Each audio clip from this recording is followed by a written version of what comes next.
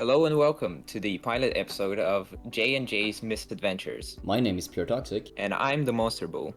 In this podcast, we're going to be telling the stories of Jimmy McGee and Jake Jackson. These are two characters we made while playing 5M that we frequently roleplay as. Each episode will be based off of things that we have done as Jimmy and Jake in game. In this episode, we're going over the backstory behind these two characters, who they are, and how they got to where they are. So welcome to the first ever episode of J&J's Misadventures. In the beginning. Chapter 1. Backstory. This story began back in the late 90s and early 2000s, just west of Liberty City, in a small, middle-class suburb in the state of Alderney, where a young boy named Jake Jackson was born. Ever since childhood, Jake was obsessed with cars, and he wanted to know everything about them. While he grew up, he watched the older kids, who went to the nearby tech-focused school, driving their custom cars to and from the school. From Jake's house, he would sometimes hear them racing each other on the streets at night, and he would occasionally sneak out of his house to watch them race. In his early teenage years, Jake's interest in cars only grew stronger, especially his desire to drive them. The next-door neighbor of the Jackson family home owned an old muscle car. It was a very well-kept, bright yellow Vapid Dominator Classic with thick black stripes going from the front bumper over the hood, roof, and trunk, ending at the edge of the rear bumper. The beautiful classic muscle car had a shiny V8 engine under the hood that Jake himself had sometimes helped his neighbor work on. He had become very familiar with this car for that reason. On the night of Jake's 15th birthday, his older brother had gifted him a set of lockpicking tools and told him, "You never know when you might need to unlock something without a key." It didn't take long for Jake to learn how to use them. After a few days of practicing with the lockpicks on all of the doors at his house, he grew bored of continuously locking and unlocking the same doors over and over again. That is when he looked out of his bedroom window and saw the garage door open at his neighbor's house, where that beautiful Vapid Dominator was parked. No longer could he resist his need to drive, and so with this new set of skills he had learned, he hatched a plan. Later that night, when everyone was sound asleep in their beds, Jake got out of his bed and carefully opened the window in his bedroom. He quietly snuck over to the front door of his neighbor's garage, took out one of the tools from his lockpicking kit, and tried his luck. With a little bit of wiggling, the lock came undone, and he lifted up the door all the way. He walked up to the driver's side door of the yellow Dominator and tested the handle to see if it was unlocked, and to his surprise, it opened. He sat down in the driver's seat and noticed the key laying on the dashboard, took the key, put it in the ignition, and turned it. The car started with a roar, and Jake put it in gear and stepped on the accelerator. He was off. "The car is mine," he thought to himself and laughed. He flew down the street full of glee, but little did he know that his joyride would be short-lived. 15 minutes later, there were lights and sirens behind him, and while Jake was looking in the rear-view mirror at the police cars behind him, he failed to notice that a car in front of him was stopped at an intersection. Jake ran into the back of the stopped car, and within seconds he was surrounded by police officers who were pointing their guns at him. That was the first time Jake Jackson was arrested, at the age of 15, but it would not be the last. After a short trial, he was sentenced to spend 3 years in juvenile detention for grand theft auto, breaking and entering, and reckless driving. During his time in juvie, he mostly learned how to become a better, smarter criminal, and grew to dislike authority figures. After 3 long years, he was finally out at the age of 18. He went back to his childhood home in hopes of being welcomed back by his parents. However, when Jake got there, they were not so happy to see him. After a short but passionate argument with his parents, they told Jake to get lost and that they would not bring a criminal into their home. Now, Jake was left on the street, and with nowhere else to go, he decided to meet with his probationary officer, who was the only authority figure who had shown him some genuine care during his time inside. The PO, who knew about Jake's intense interest and knowledge of cars, helped him get set up with a job at a small mechanic shop in Alderney City. It was at this small mechanic shop where Jake first met his soon-to-be best friend, Jimmy McGee. Jimmy McGee's story is very different from Jake's. Born in early March of 1998, Jimmy grew up an only child in a small, low-income home in Alderney City. His family never had much money, and from a young age he was strongly encouraged by his parents to go to school so he could get a well-paying job. However, Jimmy was never very interested in any of the normal subjects in school. Although, just like Jake, he had a very strong passion for anything on wheels with an engine. Of course, that led to him eventually going to Alderney City Tech, where he spent the days learning all he could about how to take apart and put together vehicles, and the nights were spent in parking lots with all the other car enthusiasts. Jimmy would often do large burnouts and donuts until the air was filled with thick, white smoke and the smell of burning rubber from both the tires and the clutch. He would frequently take part in street races where he'd race the other teenagers for large amounts of money that he claimed to have but never did. However, due to him being more comfortable doing reckless maneuvers while racing, often putting his own and others' lives at risk, he would somehow manage to win a lot. That in turn led him to build a bit of a reputation as a dangerous person, which he enjoyed.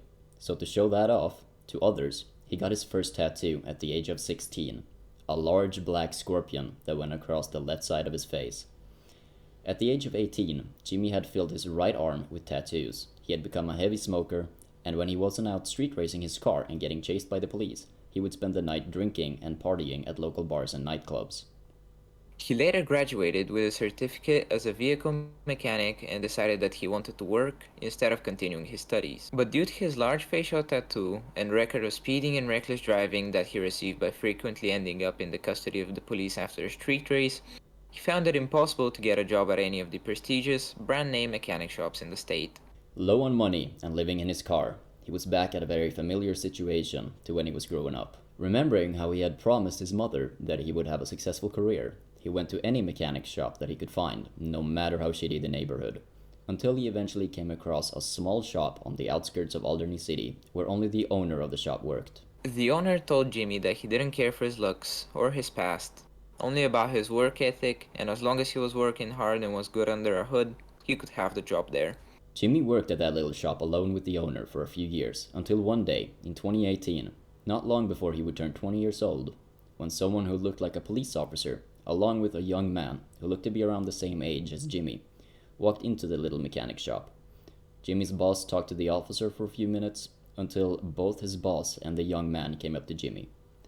"This is your new coworker. His name is Jake Jackson," said Jimmy's boss, and from that day forward, Jimmy and Jake were inseparable. Chapter 2: Rental Papers. Not long after they had met, Jimmy and Jake began discussing the idea of starting their own mechanic shop somewhere else. They had both grown tired of the city they lived in, and by now, the police knew them both very well and would stop them as soon as they were going anywhere. Not that it was unwarranted. After all, Jimmy and Jake had become a notorious street racing duo who would often end up in hot pursuit with the police, usually leading to them being arrested. They could fund their racing hobby by working for the shop owner, who didn't care for their free time activities, as long as they showed up in time for work and did what they were told. Due to the perceived harassment from the whole police department, both Jimmy and Jake taught themselves through trial and error how to create false identifications and how to make convincing looking fake license plates for the cars they would drive. The cars were often stolen, and the plates copied from people who came to the shop to get their vehicles repaired. This was an attempt by the guys to make the police believe that they were someone else. But when the police would pull them over for a seemingly routine traffic stop, the officers would quickly realize that something was very wrong after running the vehicle's information through their system. At one point, Jake suggested to Jimmy that they should just use rental cars for when they needed to drive to the grocery store and such. That way, the car comes back as a rental from some random company when the cops run it, and not to our name. Clever as that seemed, they found it incredibly difficult to find anyone who would rent out vehicles without running extensive background checks on the person who wanted to rent a car. But one night, Jimmy and Jake came up with a simple yet brilliant idea. They would just get their hands on some of the rental paperwork from a dealership, and that way they could simply forge the required papers and use them on practically any vehicle in their possession. And if the police were to give them any trouble about it, Jake and Jimmy could just tell the cops that it must be a problem on the dealership's end. Because officers, as you can see, we have all the papers. Now, all they needed was some rental papers from a dealership, but they knew that they couldn't just walk into a dealership and ask nicely. They would never just give them the papers. So Jimmy and Jake began to hatch a plan. Late on a Saturday night, when they knew there wouldn't be anyone working, they would simply break into a dealership and take it. Boom, easy. So they went to work. Jimmy and Jake put on dark pants, black long sleeve hoodies, and black bandanas covering their faces. Jake lockpicked and hotwired a car that was parked a few blocks away from the shop they worked at, picked up Jimmy, and off they drove to the nearest rental place. They found a car rental place, turned off all the lights on their stolen vehicle, and parked right behind the store. Jimmy quickly ran up to the front door with a crowbar in preparation to smash the glass pane of the door to gain entry, but Jake saw what he was about to do, so Jake slapped Jimmy in the back of his head and told him, Hey, dumbass, are you trying to get us caught? I just picked the lock for fuck's sake. Jake made quick work of the doors and they proceeded to enter the lobby. They creeped around inside for 15 minutes trying to find the main office where all the paperwork was stored, and eventually they found it. Rummaging through an unholy amount of piles of paperwork, they were unable to find what they were looking for. That is when Jimmy had the brilliant idea of turning on the lights to the room so they could actually read the papers that they found. Jake was at the same time putting as many relevant looking papers into his backpack, but right before he managed to open the last locked desk drawer with his lockpick, Jimmy flicked the light switch and the whole room lit up, blinding Jake for a few seconds as if someone just threw a flashbang into the room. That's when it happened, right at the same time as the lights came on. The whole building erupted in the loud ringing of the burglary alarm. They both grabbed as much as they could and threw it in the backpack before zipping it closed. For now they knew it would only be minutes before the place would be swarmed with police. But they had what they came for, and hopefully more. So now it was only a matter of finding the rear entrance to the building where they had parked the car. Jimmy and Jake made their way back to the lobby where they had entered the building, and that's when they saw three police cars with the lights on stopping right in front of the entrance that Jimmy was going to smash with his crowbar.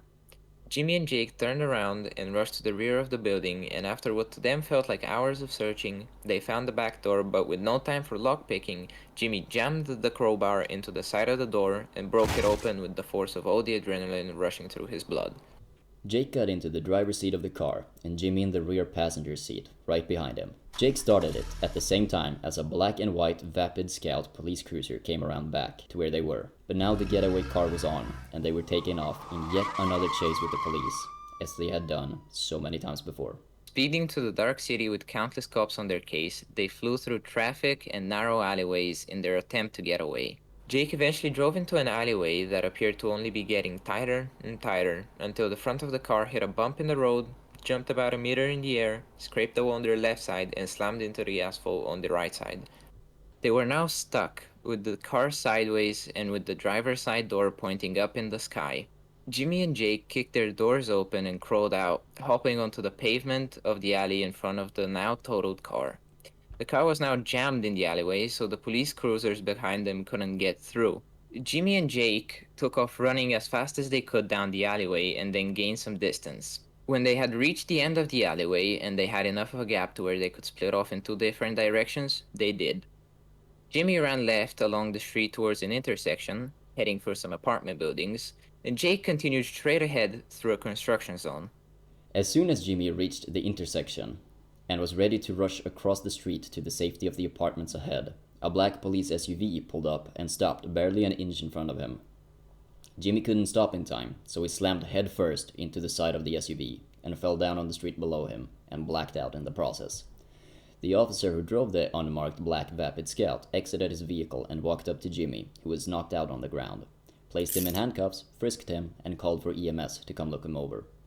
Due to the officer calling over the radio that the suspect was caught, all of the other units, along with an ambulance, came to the intersection to where Jimmy and the officer were.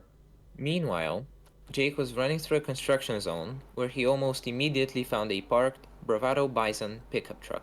Jake then proceeded to pick the lock and hotwire it, took off the bandana covering his face, and threw the backpack with all the paperwork and his black hoodie in the back seat. Jake scanned the area around him for a little, then slowly pulled out of the dirt-covered construction zone back onto the street. As carefully as he could, he drove away, making sure he stayed within the posted speed limit to avoid being pulled over. Jake was now home free, with a backpack filled with all of the paperwork, on his way back to the little mechanic shop. Jimmy, however, was being transported in the back of the previously mentioned police SUV after the EMS workers had checked on him, and Jimmy had regained consciousness. Jimmy was taken to the Alderney City police station, where he was processed, and he ended up serving some time for fleeing and eluding. He got out shortly after and returned to the little mechanic shop where Jake was waiting for him with a folder filled with forged vehicle rental papers of different kinds. This little event would eventually lead to a sort of theme where Jimmy and Jake would commit different kinds of crimes where one of them would get away, sometimes with stolen goods, and the other would get caught almost immediately.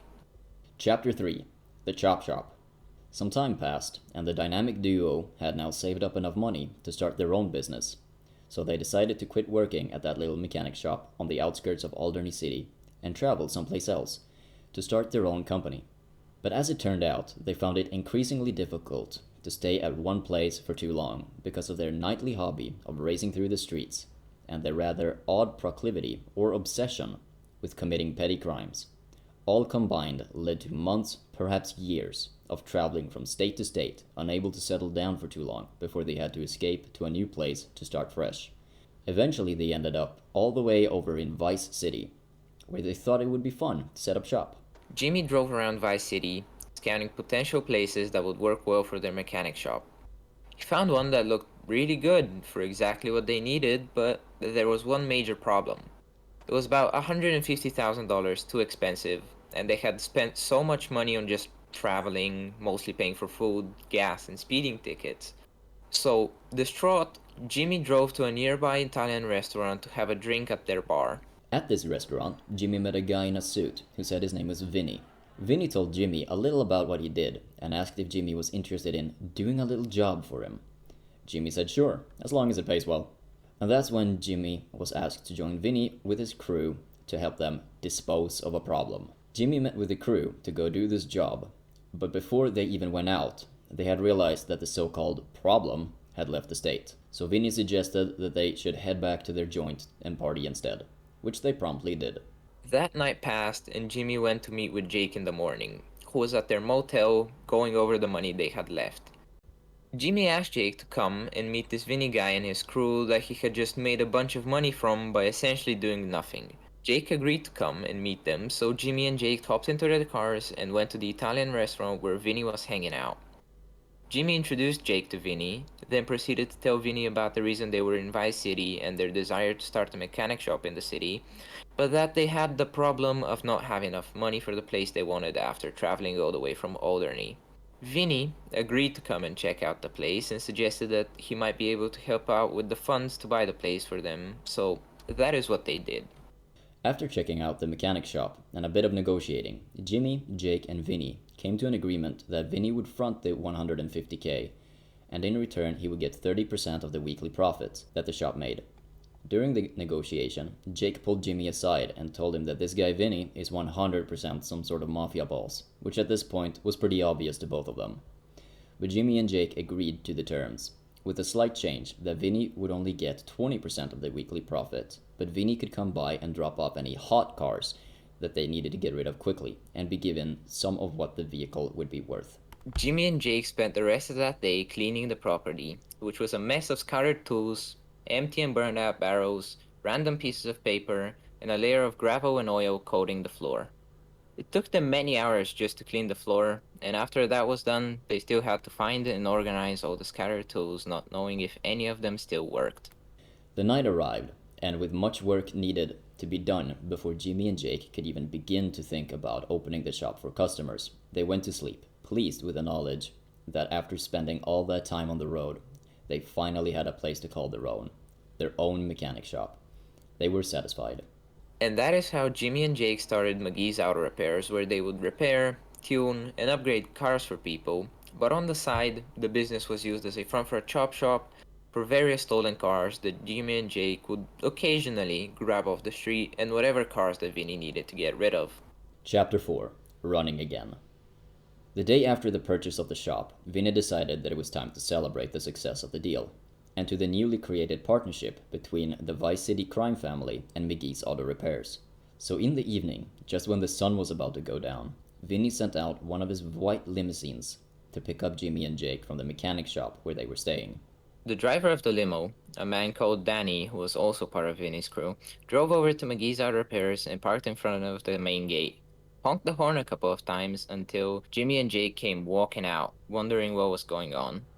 Danny told the guys to get in the limo because they were going to celebrate the partnership together with Vinny and his co-crew that night. So Jake and Jimmy opened the rear doors of the long white stretch limo and sat down in the highly customized interior, and off they went to pick up everyone else. They drove to the Italian restaurant, where Vinny was waiting for them at the front door, holding a plate with 3 glasses of champagne and 3 cigars on it. Jimmy and Jake got out of the limo, walked up to Vinny, and asked what was going on. Vinny explained with a smile how tonight was for celebrating their deal, and that they were going to cruise around town together with the crew in the limo and introduce them to the city. Vinny offered Jimmy and Jake to take a glass of champagne and a cigar from the plate that he was holding. Jimmy grabbed one of the glasses and a cigar before Vinny could even finish his sentence, although Jake declined the offer before explaining how he doesn't drink alcohol or smoke. Vinny looked at Jake for a moment, surprised at what he was being told, then nodded with respect and replied, "Fair enough." Jimmy, who was both a heavy drinker and a heavy smoker, rapidly tilted his glass upside down and drank the champagne before grabbing the second glass and cigar from the plate and said with a smile, "Well, more for me then. Can't let the good stuff go to waste." The three of them went inside the restaurant and met with the rest of the crew, who were all sitting down by a long wooden table, eating and drinking. Vinny gestured to everyone to quiet down and began to introduce Jake and Jimmy before sitting down at the end of the table. Jake and Jimmy sat down beside each other and began eating with and talking to the rest of the crew. An hour passed, and everyone had finished their meals before they all got out of their chairs and headed for the door to go outside, where the stretch limousine was still waiting for them. Danny stood outside of it, leaning against the hood and smoking a cigarette. He looked over at the group of guys exiting the restaurant and said, "Oi, Vin, everyone ready?" And Vinny replied with his hand, giving a thumbs up before they all opened the doors of the car and sat down inside. Inside the stretch, there were multiple bottles of Sprunk, Pisswasser, whiskey, and champagne, with a multitude of snacks and boxes of cigarettes and cigars to go along with it. Jimmy reached his arm up and cracked open the sunroof above them, grabbing a beer and ripped open a pack of Redwood Gold cigarettes before Danny had even started driving. Danny drove them around to all the big bars and nightclubs in Vice City until they ended up in Vice Point, at a place called Malibu Club. However, it wasn't long before a fight broke out that ended with Vinny breaking the jaw of a security guard and them being told to leave and that the cops were on their way.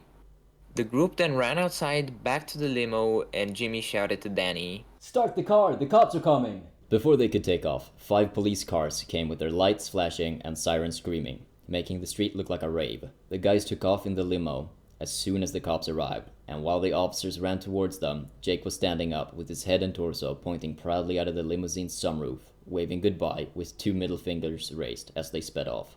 Danny drove as fast as he could, but a race against the cops in a white limo was bound to end with everyone locked up, and the guys knew it. So after a 10-minute chase, Danny made a violent left turn into a 4-story parking garage.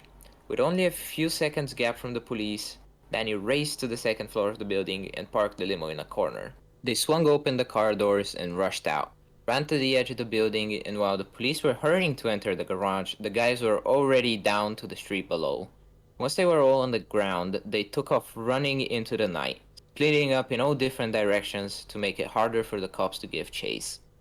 After running on foot for what felt like hours, Jimmy and Jake both eventually made it back to the Italian restaurant, where they met Vinny and Danny. The 4 of them walked inside, and not long after, one by one, the rest of the crew showed up. They all looked at each other and laughed. By mere luck, they had all gotten away, and some high-ranking police officer was definitely getting fired for it. So they all went up to the balcony on the second floor of the restaurant and enjoyed some more drinks and cigars in celebration of a successful night. An unknown amount of months passed. Jimmy and Jake's business had been running well, but not well enough, and Vinny had begun growing impatient with the surprisingly low amount of money that McGee's Auto Repairs was making, and the duo was often told with less and less friendliness how the family was taking note of it. Jimmy and Jake knew what that meant, and with over $60,000 left to pay back to the mafia, they instead decided on a new approach. Jimmy went directly to Vinny and asked for a loan of $4 million to turn that one chop shop into multiple chop shops all over Vice City.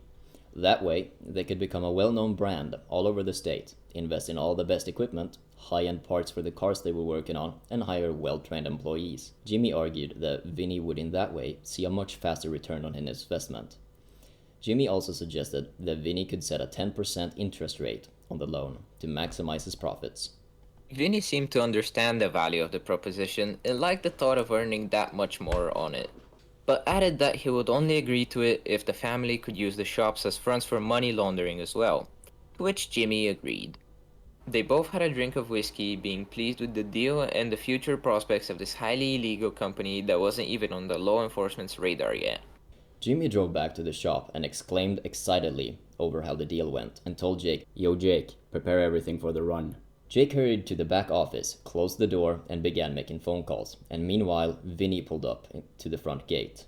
Jimmy went out to greet Vinny, who stepped out of his car, laid out multiple suitcases filled to the brim with money, and said, "Here's the $4 million. We have a run to make, so call me when you find a good location for your next shop," and then promptly left. Jimmy ran inside the shop with the suitcases as soon as Vinny left and gestured to Jake to come out from the office. Jake told Jimmy how he had just managed to sell the shop to a very eager buyer who was on his way right now, so they both quickly packed the suitcases into their cars and waited for the buyer, who arrived shortly after, and Jimmy then signed over the deed of the property to this unsuspecting buyer. Right after the deed was signed and the money from the buyer had been transferred, the duo ran with haste to their cars and peeled off into the distance, using all of their driving skill to get the hell out of Vice City before Vinny could even realize that Jimmy and Jake had just scammed the Vice City Mafia out of a little over $4 million. Jimmy and Jake moved as fast as they could, and with minimal trouble, they eventually reached the state of San Andreas and the city of Los Santos. And that, my friends, is where they are now, and where their story will continue. What kind of trouble will they get into there, and will they eventually have to flee again to another state due to their activities? Stick around and find out. So, that is the introduction and backstory of Jimmy McGee and Jake Jackson. Now, after reading that, Monsterbull, do you have any questions or thought about the story so far? I think it's pretty detailed, and I don't have any complaints so far or questions that weren't answered in the stories themselves. Yeah. One thing that I did consider while writing most of this is that besides the facial tattoo that is mentioned early on, there aren't a lot of descriptors for what the guys look like. But that's about it. Yes, that's a good point. We can definitely do some more of that in the upcoming episodes. Yeah. If you guys would like it, just post a comment and we'll definitely do it. So thank you all for listening to the pilot episode of the J&J's Misadventures podcast. We hope you enjoyed it. If you have any questions about the story so far, feel free to let us know in the comment section and we will answer them in the next episode, like Monsterbull mentioned. My name is PureToxic. And I'm the Monsterbull. Bye bye.